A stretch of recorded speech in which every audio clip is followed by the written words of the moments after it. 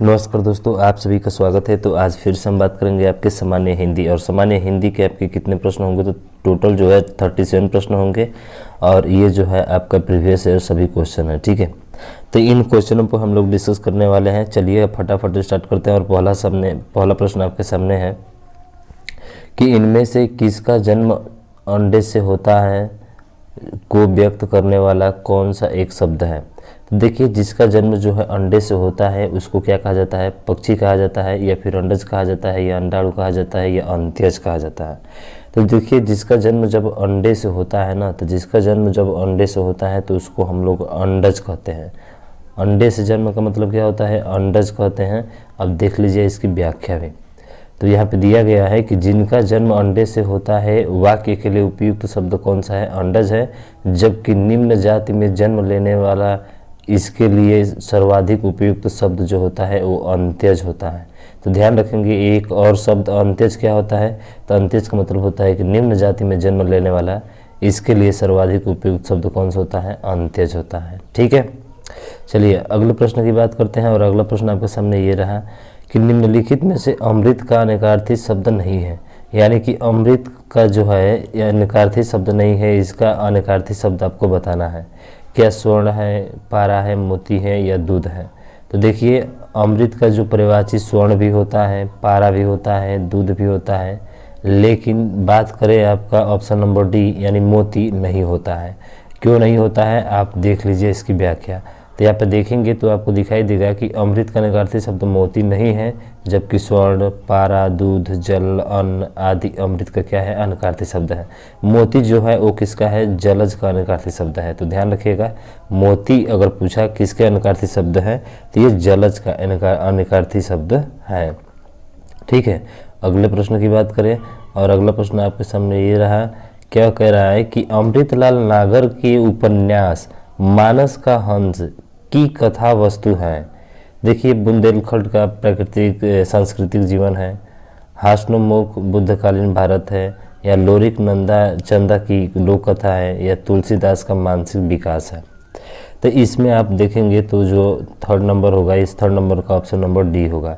यानी मानस का हंस की कथा वस्तु क्या है? तो तुलसी का मानसिक विकास है। क्या है? तुलसीदास का मानसिक विकास है। तो देख लीजिए, यहाँ पे दिया गया है कि अमृतलाल नागर द्वारा रचित प्रतिष्ठित उपन्यास मानस का हंस के रचनाकार कौन है भाई साहब? तो अमृतलाल नागर। आप ये पॉइंट याद रखेंगे। उसके बाद से तुलसीदास का मानसिक विकास है। और यह उपन्यास तुलसीदास के जीवन को आधार बनाकर रची गई है। तो तुलसीदास के जीवन को आधार बनाकर रची गई थी कौन? मानस का हंस, जो कि तुलसीदास का मानसिक विकास है, ठीक है, सही है। चलिए अगला प्रश्न बात करें। और यह है कि गंगा मैया उपन्यास के लेखक हैं। अब देखिए, पूछा है कि आपसे कि गंगा मैया जो है इस उपन्यास के लेखक कौन है। तो ध्यान रखिएगा, ये भैरव प्रसाद गुप्त हैं। कौन है? भैरव प्रसाद गुप्त, यानी गंगा मैया के लेखक, ठीक। अब देख लीजिए इसकी व्याख्या। तो यहाँ पे दिया गया है आपके सामने कि गंगा मैया उपन्यास के लेखक भैरव प्रसाद गुप्त जी हैं। और इस पुस्तक में भारतीय ग्रामीण जीवन संघर्ष का वर्णन किया गया है। और उसके बाद से बात करें इनकी अन्य रचनाएं भी, भाग्य देवता, शोले, नौजवान, एक जीनियस की प्रेम कथा और सेवाश्रम इनकी आदि रचनाएं हैं। पांचवा प्रश्न है आपके सामने कि निम्नलिखित वाक्य में आए खाली स्थान के लिए सही उपयुक्त शब्द चुनिए। आजकल के नौजवानों ने बुजुर्गों की खराब कर रखी है। मिट्टी खराब कर रखी है, बालू, या दिमाग, या सूरत। इसमें जो उपयुक्त शब्द होगा वो आपका कौन सा होगा? तो ऑप्शन सी बात है भाई, नौजवानों ने बुजुर्गों, जो किसान लोग रहते हैं उन किसानों की मिट्टी को क्या कर रखा है इसने? खराब। यानी कि ऑप्शन नंबर ए आपका क्या होगा? सटीक आंसर होगा। अब देखिए इसकी व्याख्या भी आपको सामने दे दिए गए हैं कि आजकल के नौजवानों ने बुजुर्गों की मिट्टी खराब कर रहे हैं। मिट्टी खराब करना का एक मुहावरा है जिसका अर्थ होता है दुर्दशा करना। क्या करना? दुर्दशा करना होता है। और शेष विकल्प क्या है आपके? असंगत है। तो ध्यान रखना, मिट्टी खराब करना यानी कि दुर्दशा करना उनका, ठीक है। तो आप जानते भी हैं पुरानिया जो लोग होते हैं उनसे काफ़ी ये लोग अलग गलत व्यवहार करते हैं, लेकिन ऐसा नहीं करना चाहिए, ठीक है। तो हमारे 5 प्रश्न हो गए। अगले प्रश्न की बात करते हैं। और अगला प्रश्न आपके सामने ये रहा, क्या है कि चैन की बंसी बजाना मुहावरे का सही अर्थ होगा। अब देखिए, चैन की बंसी बजाना मुहावरे का सही अर्थ क्या होगा, आपको जो है इसे बताना है। तो देखिए, बात करें कि सुख से रहना, बिल्कुल सही, पहला ही नंबर आपका आ गया। अगला भी देख लीजिए, धीरे धीरे काम करना, नहीं धीरे धीरे से तो कोई मतलब नहीं है। बात पर अड़े रहना, भाई ये नहीं होगा। प्रतीक्षा करना नहीं हो सकता, यानी कि ऑप्शन नंबर ए होगा। भाई चैन की बंसी बजाना, अब बजाओ चैन की बंसी, भाई सिलेक्शन हो जाने के बाद से आप चैन की बंसी बजाओगे ही, समझ रहे हैं ना। तो यानी सुख से रहोगे भाई, उसमें कोई टेंशन वेंशन नहीं रहेगा। तो देख लीजिए, यहाँ पे दिया है कि चैन की बंसी बजाना मुहावरे का जो अर्थ होता है सुख से रहना होता है। शेष विकल्प क्या है, संगत है। अगला देखिए, अगला है कि लोग भूल गए हैं पर साहित्य अकादमी पुरस्कार पाने वाले कवि हैं। देखिए, लोग भूल गए हैं, ईद एक साहित्य है और इस साहित्य पर पुरस्कार जो है, साहित्य अकादमी पुरस्कार जो है पाने वाले कौन से कवि हैं? गिरिराज कुमार माथुर, रघुवीर सहाय, त्रिलोचन, कुंवर नारायण। तो इसका जो विकल्प आपका होगा, उपयुक्त विकल्प जो होगा वो होगा आपका बी, यानी कि रघुवीर सहाय। कौन है भाई? रघुवीर सहाय, और इनकी रचना है लोग भूल गए हैं, और इसके लिए इनको क्या दिया गया था? साहित्य अकादमी पुरस्कार दिया गया था। अगले पर बात करते हैं और देख लीजिए कितने में दिया गया था। 1984 में साहित्य अकादमी पुरस्कार के लिए सम्मानित किया गया था। और इनकी अनुरचना है सीढ़ियों पर धूप में, आत्महत्या के विरुद्ध और रास्ता इधर से, ये इनकी आदि रचनाएं भी हैं। ठीक, अब देखिए 8 से 12 तक निर्देश दिए गए हैं और पढ़कर नीचे आपको उसको उत्तर देना है। अब देखिए, इसको ज़रा अच्छे से पढ़िएगा। पढ़ लेते हैं इस कथन को हम लोग कि निबंध कविता कहानी की तरह रचनात्मक साहित्य की एक विधा है। क्या है? रचनात्मक साहित्य की एक विधा है, लेकिन इस शब्द का प्रयोग किसी विषय की तार्किक और बौद्धिक विवेचना करने वाले लेखों के लिए भी किया जाता है। यानी कि तार्किक और बौद्धिक विवेचना करने वाले लेखों के लिए भी किया जाता है। निबंध के पर्याय रूप में संदर्भ, रचना और प्रस्ताव का भी उल्लेख किया जाता है, लेकिन साहित्य आलोचना में सर्वाधिक प्रचलित शब्द निबंध ही है। क्या है? निबंध ही है। उसके बाद आगे क्या कह रहा है कि इसे अंग्रेजी के कंपोजिशन और ऐसे के अर्थ में ग्रहण किया जाता है। आचार्य हजारी प्रसाद द्विवेदी के अनुसार संस्कृत में भी निबंध का साहित्य है। मेन पॉइंट पे आप चिन्ह लगाते जाएंगे, ठीक है। उसके बाद से प्राचीन संस्कृत साहित्य के उन निबंधों में धर्मशास्त्रीय सिद्धांतों की तार्किक व्याख्या की जाती है जिनमें व्यक्ति की विशेषता नहीं होती है। ठीक, उसके बाद अगला है कि किंतु वर्तमान काल में निबंध संस्कृत के संबंधों से ठीक उल्टे हैं। उनमें व्यक्तित्व का व्यक्तिकता का गुण सर्वप्रधान है। क्या है? सर्वप्रधान है। और हिंदी साहित्य के आधुनिक युग के में भारतेंदु और उनके सहयोगियों से निबंध लिखने की परंपरा का आरंभ होता है। निबंध ही नहीं, गद्य की कई विधाओं का प्रचलन भारतेंदु से होता है, और यह इस बात का प्रमाण है कि गद्य और उसकी विधाएं आधुनिक मनुष्य की स्वाधीनता व्यक्तित्व के अधिक अनुकूल है। मोटे रूप में स्वाधीनता आधुनिक मनुष्य का केंद्रीय भाव है। इस भाव के कारण परंपरा की रूढ़ियाँ दिखाई पड़ती हैं और सामयिक परिस्थितियों का दबाव अनुभव होता है। भविष्य की भावनाएं खुलती जान पड़ती हैं। इसी को इतिहास बोध कहा जाता है। भारतीय युग का साहित्य इस इतिहास बोध के कारण आधुनिक माना जाता है। तो इतना चीज़ें हुई। अब इस पॉइंट को देखकर ही हमें अगले को आंसर देना है। और देखिए, पहला प्रश्न आपके सामने है कि प्रस्तुत गद्यांश का शीर्षक होगा गद्य साहित्य, निबंध की विधाएं, गद्य साहित्य या रचनात्मक साहित्य। तो अभी पढ़ा है आपने कि निबंध की जो विधाएं है उसके बारे में, ठीक है। किसके बारे में? निबंध की विधाएं, यानी कि ऑप्शन नंबर आपका क्या होगा? सी सही होगा। अब देख लीजिए, प्रस्तुत गद्यांश शीर्षक निबंध की विधाएं है होगा। उपयुक्त गद्यांश में निबंध को ही केंद्र मानकर वर्णन किया गया है, जिससे शेष विकल्प क्या है? असंगत प्रतीत होता है, ठीक है। तो उसमें जो है निबंध की विधाएं दिया है, इसलिए आपका सी सही होगा। अगला देखिए, अगला बोल रहा है कि हिंदी में निबंध का प्रारंभ कब से हुआ। अभी पढ़ा आपने कि हिंदी में जो निबंध का प्रारंभ होता है वो कब से होता है? भारतेंदु युग से होता है। कब से होता है? भारतेंदु युग से। तो ये बड़ा आसान होता है, खाली पैराग्राफ को आप अच्छे तरीके से पढ़ लेंगे तो इसका आंसर बहुत आसानी से दे सकते हैं। तो देख लीजिए ये दिया गया है यहाँ पे, आप व्याख्या भी देख सकते हैं इसकी। 10वें की बात करें तो 10वां में क्या है, तो निबंध के संदर्भ में असत्य कथन है। अब देखिए गलत आपको बताना है, कौन सा गलत है, ठीक है। इसमें जो बताना है आपको बताना है कि कौन सा जो है आपका गलत है, ठीक है। तो कह रहे कि निबंध को अंग्रेजी में कंपोजिशन, बिल्कुल सही, ये तो अभी पढ़ा है।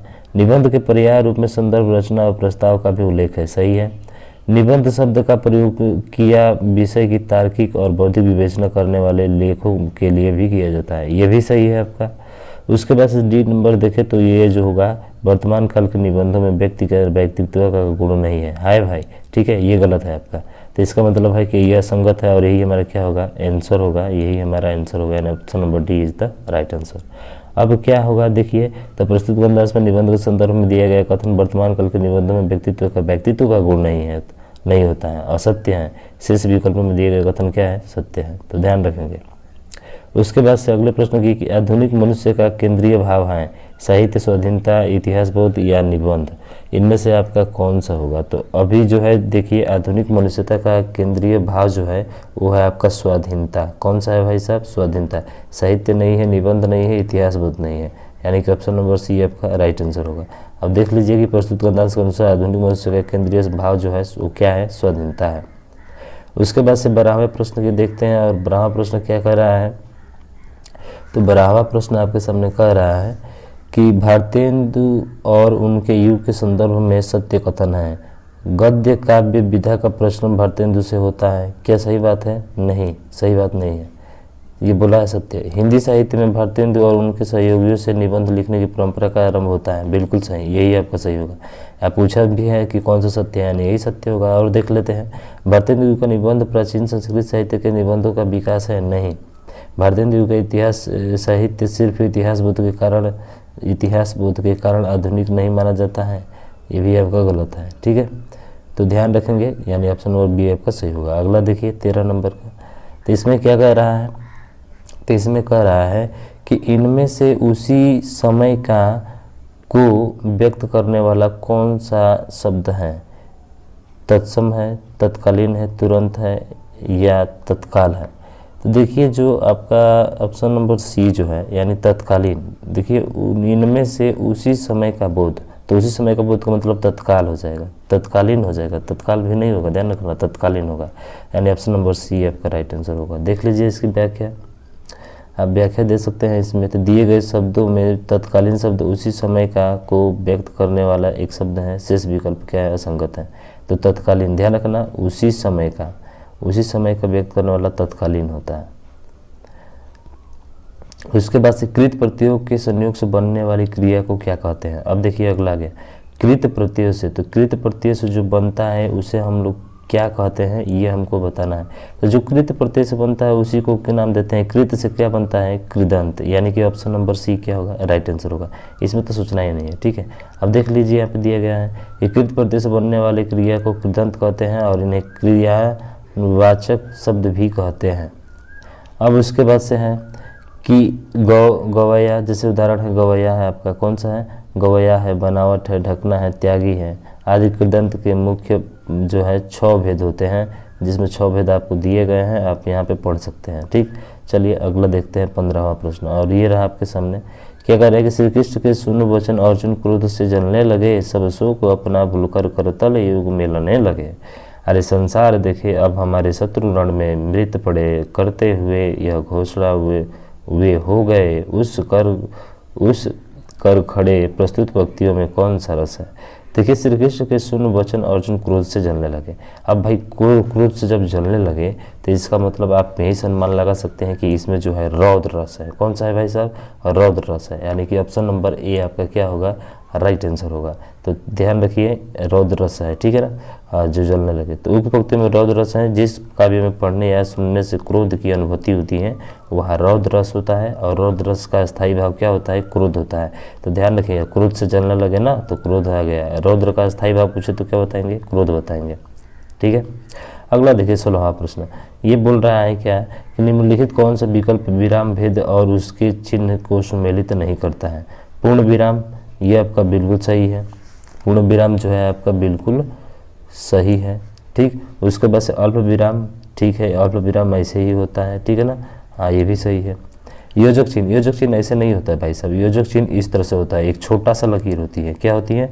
एक छोटी सी लकीर होती है, इसको हम लोग योजक चिन्ह कहते हैं, ठीक। उद्धरण चिन्ह, बिल्कुल ये सही है उद्धरण चिन्ह, यानी कि ऑप्शन नंबर सी होगा आपका राइट आंसर। कौन सा होगा? ऑप्शन नंबर सी, ठीक है। तो ऑप्शन नंबर सी जो होगा आपका राइट आंसर होगा। फिर बात करें अगले प्रश्न की, और अगला प्रश्न आपके सामने ये रहा, ठीक है। आप व्याख्या देख सकते हैं इसका। तो इसमें क्या कह रहा है कि निम्नलिखित वाक्य में आए खाली स्थान के लिए सही शब्द चुनिए। तो सही शब्द चुनना है। जिसने गुलाबी कमीज पहनी है, नाम श्याम है। नाम क्या है? श्याम है। तो जिसने गुलाबी कमीज पहनी है उसी का नाम, या उसका नाम, या जिसका नाम, या इसका नाम। इसमें जो उपयुक्त विकल्प होगा वो आपका कौन सा विकल्प होगा? तो ध्यान रखिए, जो उपयुक्त विकल्प होगा बी होगा। कौन सा होगा सर? बी होगा। यानी कि जिसने गुलाबी कमीज पहनी है उसका नाम श्याम है, जिसका नाम नहीं, कि इसका नाम नहीं है, किसका नाम? अरे ये तो प्रश्न हो गया, पूछ रहा है, ठीक है। तो यानी ऑप्शन नंबर बी जो होगा आपका उपयुक्त होगा इसमें, ठीक है, और यही आपका सही होगा। चलिए बात करते हैं अगले प्रश्न की। आप देख सकते हैं नीचे अगला है 18वां प्रश्न जो है आपके सामने कि चाबुक निबंध संग्रह के रचनाकार हैं प्रेमचंद, सूर्यकांत त्रिपाठी, निराला, जयशंकर प्रसाद, महादेवी वर्मा। तो इसके जो हैं आपके 18 नंबर के वो कौन से है भाई साहब? तो वो है आपके चाबुक से बना कौन? सूर्यकांत त्रिपाठी निराला। यानी कि इनकी जो रचना है सूर्यकांत त्रिपाठी निराला जी की, ये क्या है? रचना है। आप इसको भली बात अच्छे से ध्यान रखेंगे, ठीक है ना। तो ये चीज़ें आपको समझ में आ गई? बिल्कुल सर, समझ में आनी भी चाहिए। तो चलिए आपका जो देख लेते हैं, इसकी व्याख्या भी देख सकते हैं आप लोग, ठीक है। इसकी व्याख्या भी देख सकते हैं, यहाँ पे दिया गया है, ठीक है ना। और इनकी अन्य रचनाओं के बारे में बात कर ले तो परिमल है, जूही की कली है, और राम की शक्ति पूजा है। अगला प्रश्न है कि भोर, बिहान, निशान निम्नलिखित में से किसके पर्यायवाची शब्द हैं? भोर, बिहान और निशांत। भोर, बिहान और निशांत किसके हैं? तो आप जानते हैं क्या प्रभात के हैं? तो आप कहेंगे कि बिल्कुल सर प्रभात। भोर माने प्रभात तो सुबह का होता है, दिन नहीं होगा, शाम नहीं होगा, संध्या नहीं होगा, ठीक है। ऑप्शन नंबर सी आपका राइट होगा।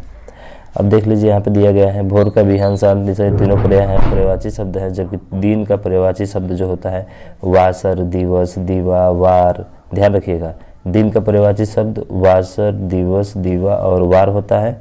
संध्या का पर्यायवाची शब्द की बात करते हैं तो वो होता है दिनांत, सायंकाल, गोधूली, ठीक है ना। उसके बाद से प्रदोष काल, ये ध्यान रखेंगे, प्रदोष काल हो गया, और साँझ हो गया। ये किसके पर्यायवाची है? संध्या के हैं।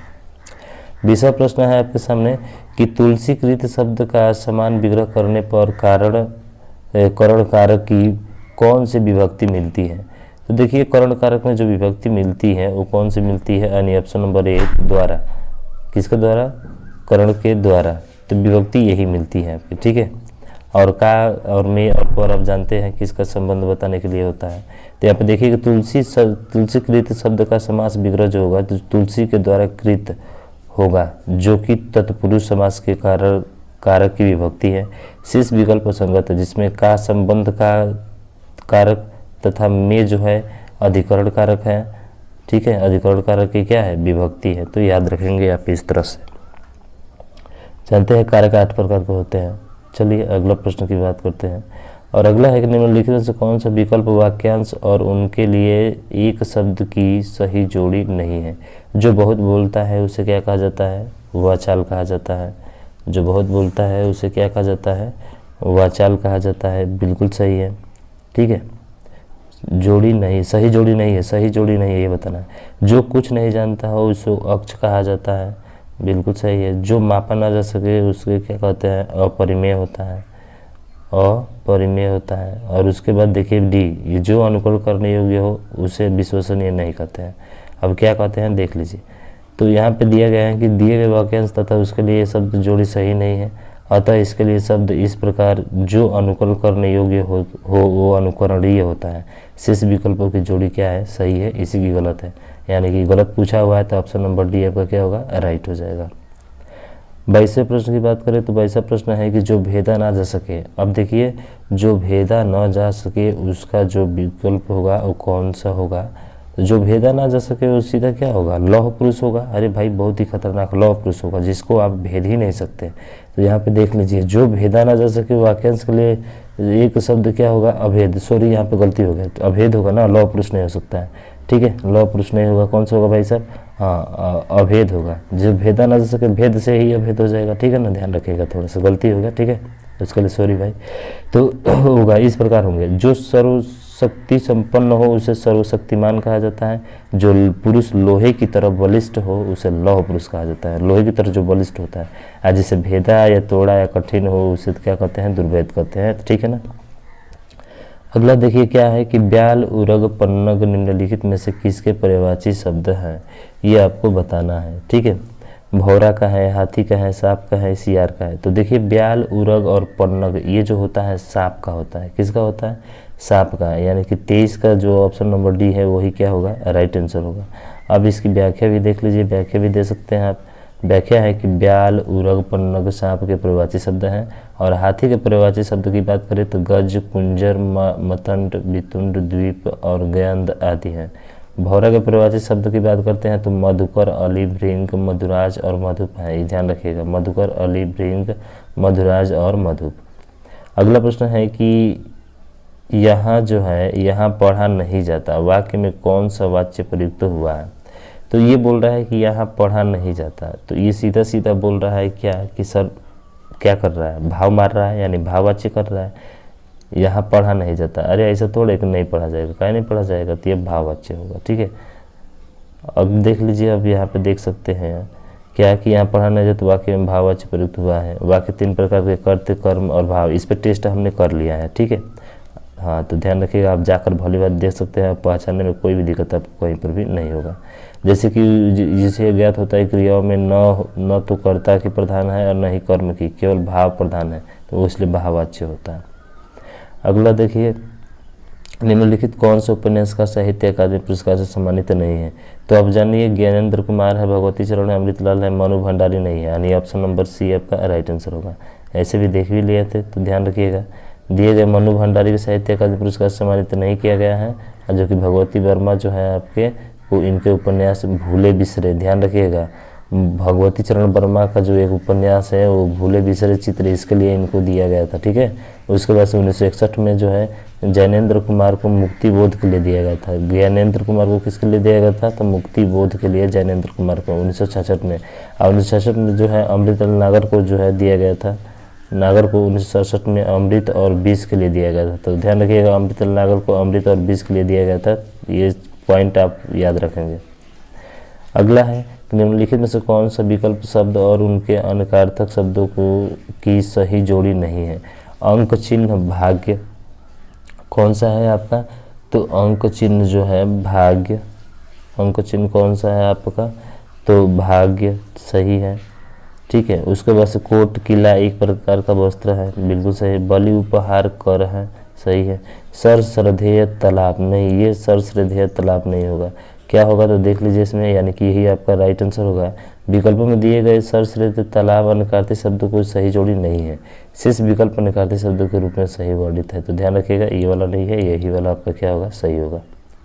अगला देखिए, अगला प्रश्न 27 नंबर, निम्नलिखित में से असत्य कथन को पहचानिए। आपको पहचानना है कि कौन सा कथन जो है आपका असत्य है। व्यंजन वर्गों के पहले और दूसरे व्यंजन अघोष होते हैं, बिल्कुल सही है। पहला देख लीजिए, व्यंजन वर्गों के तीसरे, चौथे और पांचवें व्यंजन सघोष हैं, बिल्कुल सही, ये भी सही है आपका। उसके बाद से अगला देखिए, समस्त स्वर घोष ध्वनियाँ हैं, बिल्कुल सही है। सभी विसर्ग सघोष है, नहीं विसर्ग सघोष तो होते ही नहीं है। ठीक है ना, विसर्ग नहीं होते हैं, तो ध्यान रखेंगे।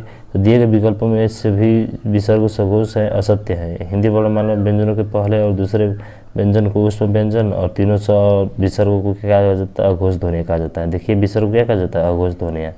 उसी तरह से आप देख सकते हैं कि पहले और तीसरे चौथे पाँचवें को, यानी तीसरे चौथे पाँचवें को अंतस्थ व्यंजन और सभी स्वर को हम लोग क्या बोलते हैं, ऊष्म व्यंजन का हर्ष अघोष ध्वनियाँ कहते हैं। तो याद रखेंगे इस तरह। ठीक है, अगला देखिए 28 नंबर आपके सामने है, क्या है कि निम्नलिखित में से सही वाक्य की पहचान कीजिए। श्री कृष्ण के अनेकों नाम है। देखिए अनेकों नहीं होता है, अनेक होता है। इसका मतलब है कि श्री कृष्ण के अनेक नाम है, तो श्री कृष्ण के अनेक नाम है, यानी ऑप्शन नंबर बी आपका क्या होगा, राइट आंसर होगा। बाकी और ऑप्शन देखना ही नहीं है आपको, ठीक है। चलिए अगला देखते हैं। क्रिया का मूल रूप क्या कहलाता है? अरे भाई क्रिया का मूल रूप धातु कहलाता है। क्या कहलाता है?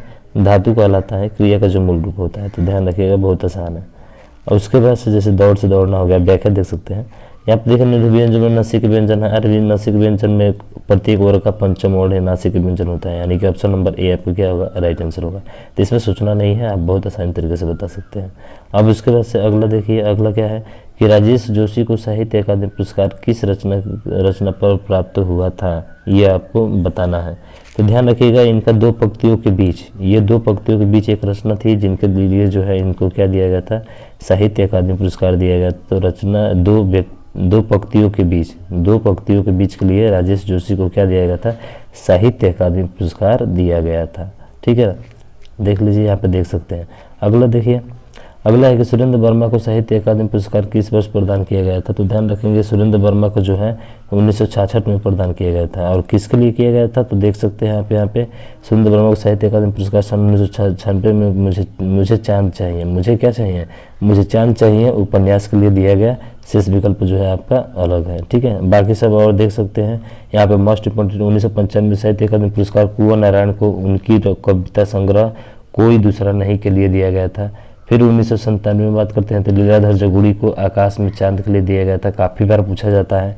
फिर 1958 में बात करते हैं तो अरुण कमल को नए इलाके में कविता संग्रह के लिए दिया गया था। तो ध्यान रखेंगे इसको। ठीक है, 33वां प्रश्न आपके सामने ये रहा कि निम्नलिखित में सही वाक्य की पहचान कीजिए। वैसे तो आप देख लिए, वे धीमी स्वर बोला, अरे वे धीमी स्वर में बोला। ठीक है, वह धीमे स्वर में बोला, वह धीमे स्वर में बोला। बिल्कुल ऑप्शन नंबर सी आपका क्या होगा, राइट आंसर होगा।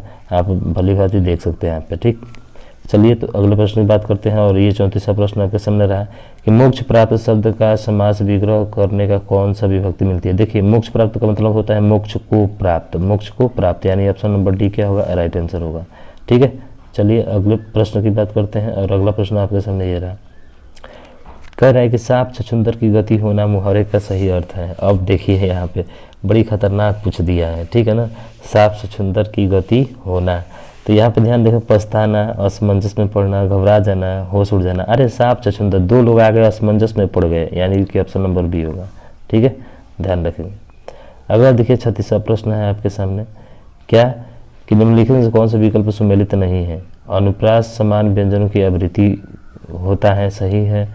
श्लेष एक शब्द दो या दो से अधिक अर्थ निकलते हैं। श्लेष मैंने चिपका होता है, आप जानते हैं श्लेष मैंने उसका अर्थ क्या होता है, चिपका होता है, ये भी सही है। उत्प्रेक्ष उपमेय में उपमान की कल्पना या संभावना को प्रकट की जाती है, बिल्कुल सही है।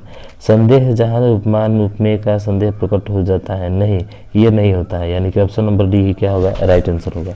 अगर देखा जाए इस क्वेश्चन के अकॉर्डिंग तो ऑप्शन नंबर डी आपका क्या होगा, राइट आंसर होगा। ठीक है, ये गलत है।